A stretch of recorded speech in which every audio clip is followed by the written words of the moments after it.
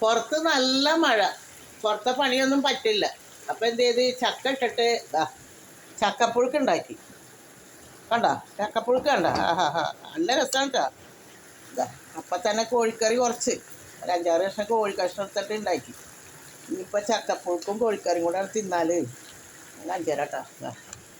ചക്കപ്പുഴുക്ക് ഇങ്ങനെ എടുക്കുകയെ പ്ലേറ്റിലേക്ക്. ഇവിടെയാണ് പ്ലേറ്റ് അല്ലേ, ചൂടെ എടുത്താലോ, ഇച്ചിരി കൂടെ എടുക്കാമല്ലേ. നല്ല രസമാണ് കേട്ടോ മഴക്കാലത്ത് ചക്കപ്പുഴുക്ക് കഴിക്കാൻ. 3 ആയിക്കോട്ടെ, 3 പീസ്, 3 കോരി. ഇനി കോഴിക്കറി വേപ്പിലൊന്നും എടുക്കാൻ പോകാൻ പറ്റിയില്ല, മഴയല്ലേ. കുഞ്ഞു കഷ്ണം മതി, ചാറോട് കൂടെ ഉണ്ടാക്കിയിട്ട് എന്നാലല്ലേ ചാറ് വേണ്ടേ. കോഴിക്കറി വലിയ രസമായിട്ടില്ല എന്ന് എനിക്ക് തന്നെ മനസ്സിലായി, എന്നാലും വേണ്ടില്ല. ഇത് രണ്ടും കൂടെ ആകുമ്പോൾ നല്ല രസമല്ലേ. ഇനി തിന്നാൻ പോകണം കേട്ടോ. ഒതുക്കി കൂട്ടി വെക്കട്ടെ, അടുത്തൊന്നും ആരും അറിയണ്ട.